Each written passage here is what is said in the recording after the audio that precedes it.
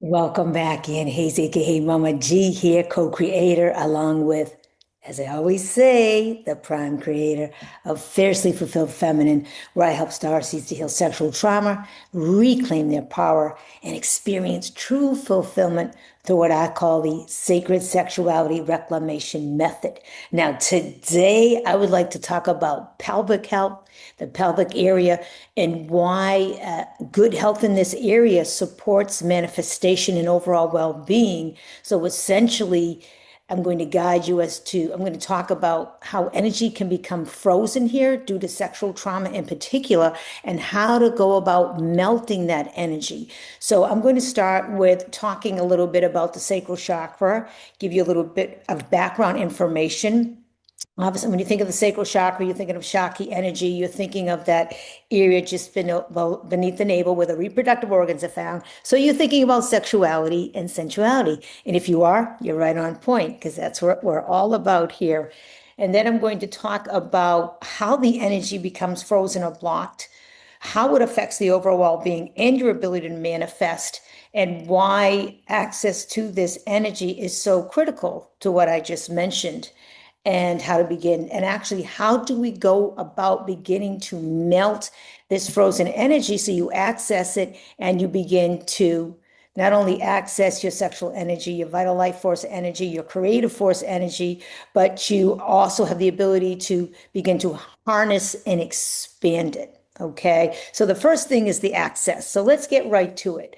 So it's about enlightenment to embodiment, essentially. So first of all, the sacral region, that's the area of the sacral chakra, the second chakra.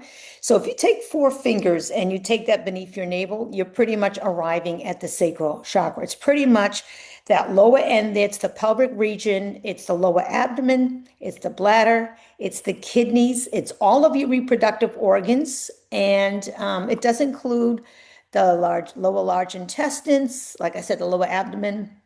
It includes the rectum, the anus, believe it or not.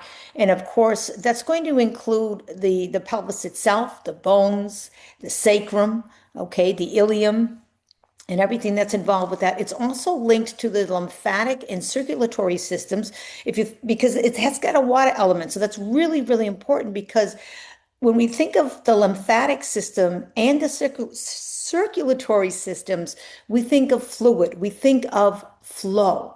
So the second chakra is all about femininity, it's feminine flow, it's the water element, it's about emotional regulation, it's about creativity, fun, pleasure, sensuality, sexuality, connection with oneself, connection with others, which is critically important, procreation, obviously, and fertility.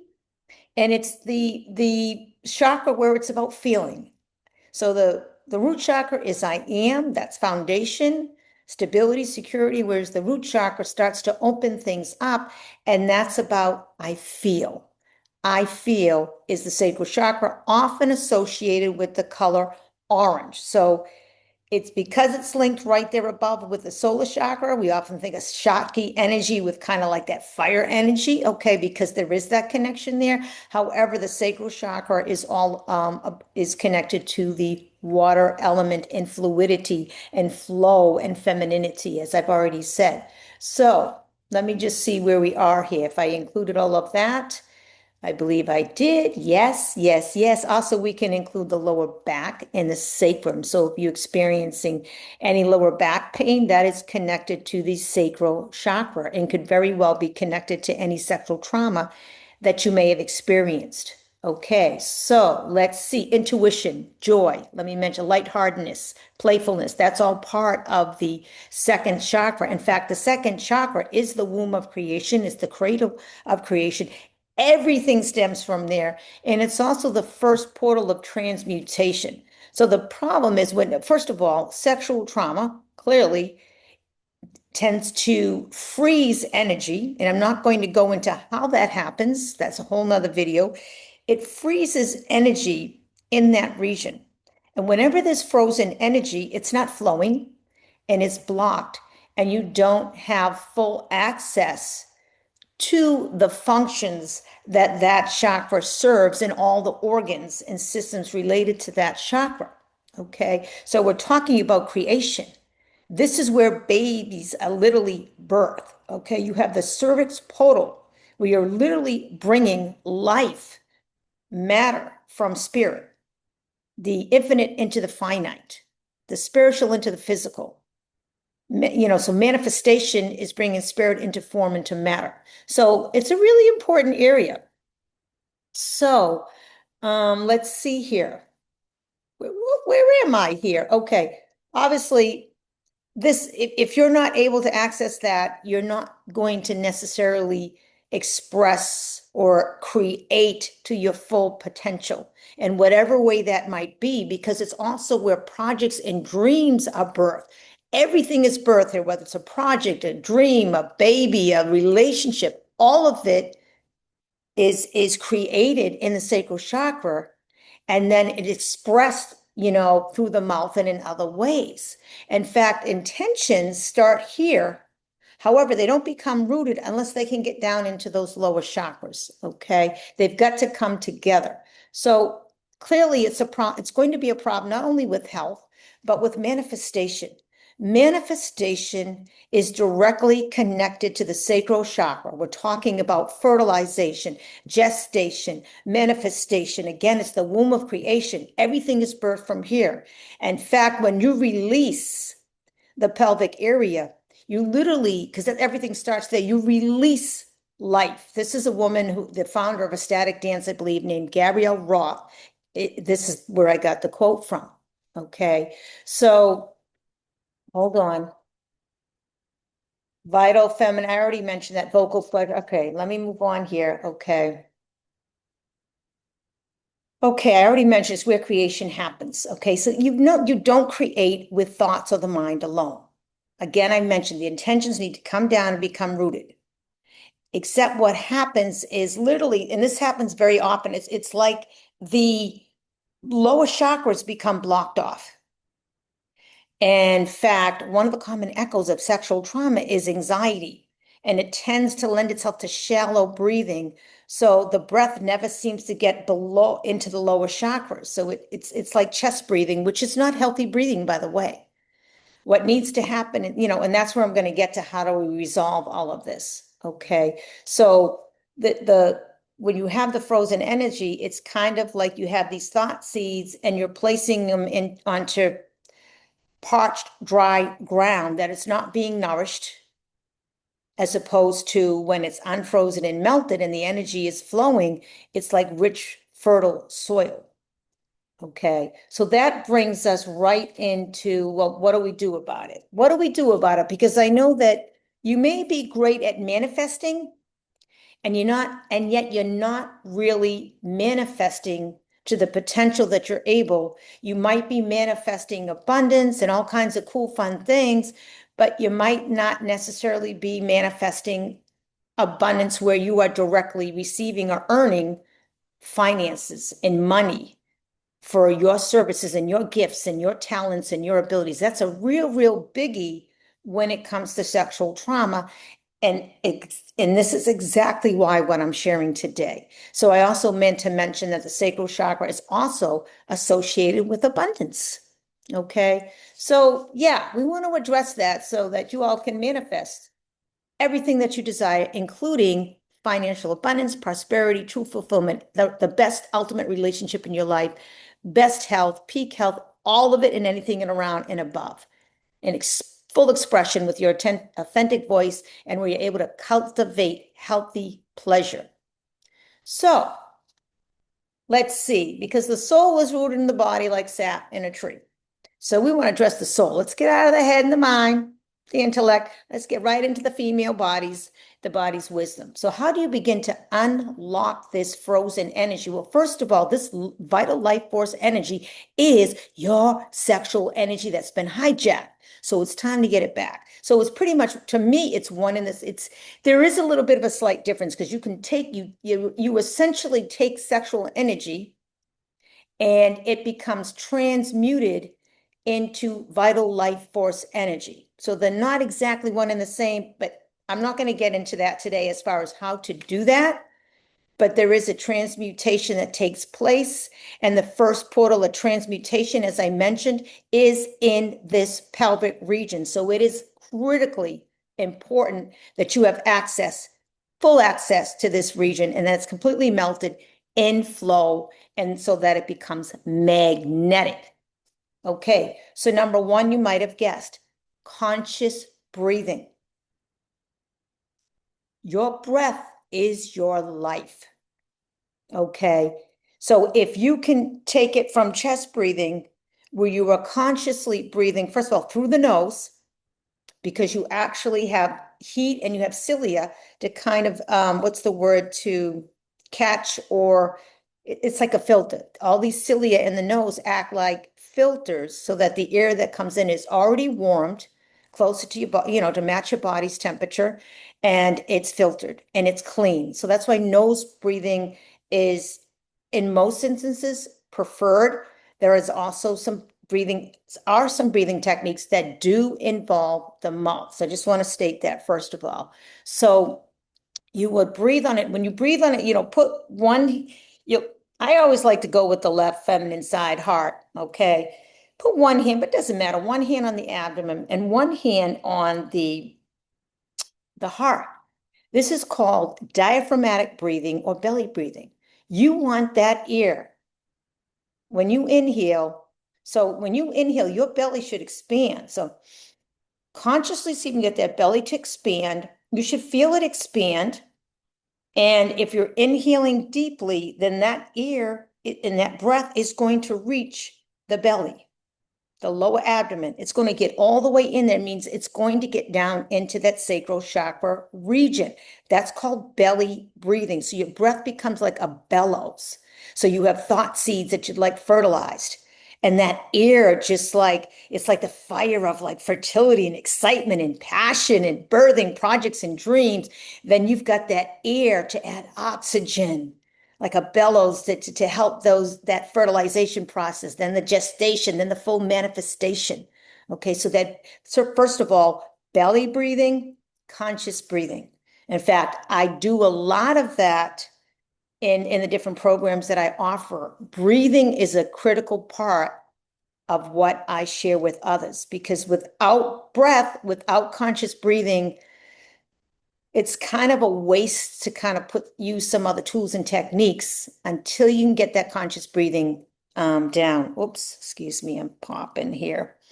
So that's really important. Conscious breathing life into your dreams. Yes, yes, yes. It's a great way to melt frozen energy and reactivate the flow of creative energy. Humming, chanting, vocalization. You see, everything carries a vibrational frequency, and humming, chanting, vocalization. What it does is it literally sends waves of frequency over your body. You bring it down and it sends waves of frequency over your sacral chakra to shed and release trauma, and then create space for your ability to create to your fullest potential. So, and of course, it's not, words have power. Every sound, every word has specific vibrational frequencies that are going to support your body and your field, your electromagnetic field, in different ways. So there are some sounds that are actually going to activate what you wish to activate. So that's something that I am very well versed on, very well trained, researched, done it myself. So I do a lot with chanting, vocalization, and humming. Okay, we call it sacred sound. In fact, Nefertiti, Egyptian goddess, was the goddess of both sacred sound and sacred sexuality, because they're both connected. So I'm going to mention that quickly. The throat chakra and the sacral chakra share harmonics. Those are sounds within sound. So not the same sound, but the sounds within the sound, harmonics. Okay, that comes from my music background. You got that vagus nerve. I did a whole video on the connection between the sacral and the throat chakra. So check that one out. Actually, maybe I'll put that in the description as a link. And so I'm just going to mention what you create in the sacral chakra gets expressed in the throat chakra. Okay, so that's why chanting and whatnot is important, because it's almost like you're speaking to your sacral chakra. So you're working in communion. Okay, I got you. Let's release this so you can create. Oh, this is what I'm creating. Okay, let's get that expressed. And then finally, movement. So movement is large, it can be large movements, very fast movements, different types of dance, maybe squatting and different. I know I have like a whole tantric yoga flow, different types of movements that address the muscles and help to release trauma. Especially when you do like hip movements and very fast hip movements, it can release trauma pretty quickly and help to calm the nervous system. However, there is something that not many people talk about, even within the tantric community and within the sacred sexuality community, not that I've heard of anyways, that talks about micro movements, micro mobility. So that's also something that I do. You see, because the larger movements, as I've mentioned, are about the muscles. They activate the muscles, whereas the very small movements that are like more feminine, slow, soft, gentle, very minimum, and yet just as powerful, actually activate the nerves. And I don't share a lot of reels of videos with these micro movements, because if somebody were to look at it, they'd be like, what the heck is she doing? It's kind of like when you've got the divine masculine taking inspired action, or the divine masculine in you taking inspired action, you can see the action, you can see the doing, okay? Whereas when the divine feminine is in rest, because she's in receptive mode, so that she can receive that divine wisdom before she takes the inspired action, you don't really see the power of what's going on.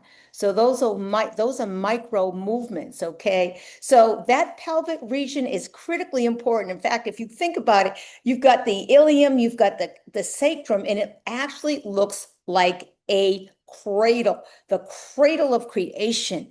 You see, here's the thing, especially with divine feminines on a twin flame ascension path, or anybody on any spiritual ascension path, which is everybody, okay?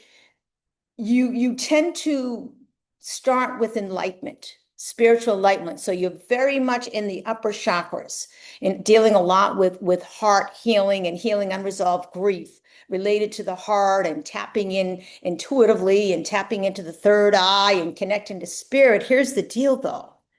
In this age of Aquarius, at this time, not only are we looking to become enlightened, we're looking to become embodied.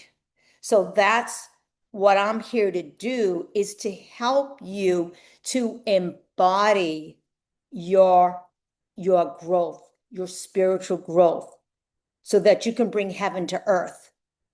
So we're going to take it from the upper chakras, and we're going to bring in and add in those lower chakras and unite those and bring in coherence. And like I said, there's a lot of different type of sacred ancient healing tools that I use, which are all somatic in nature. We go from here, patriarchal intelligence of the mind and the intellect, to the body's intelligence and the body's wisdoms, because as divine feminines, that's where we take it. So we're going to go from enlightenment to embodiment.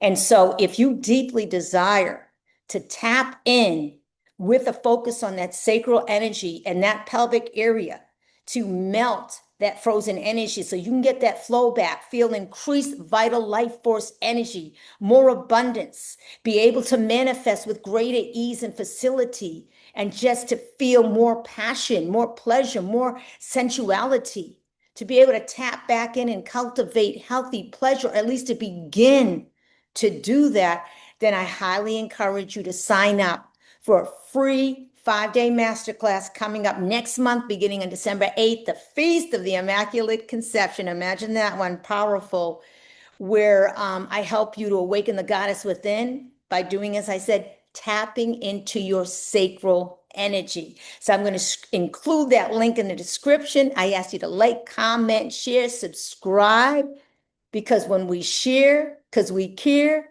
we all win. It's a victory for everybody. So my beautiful, beautiful divine feminines, have a beautiful day. I pray that that helps. Much love, and I'll see you soon. Peace. where am I going here?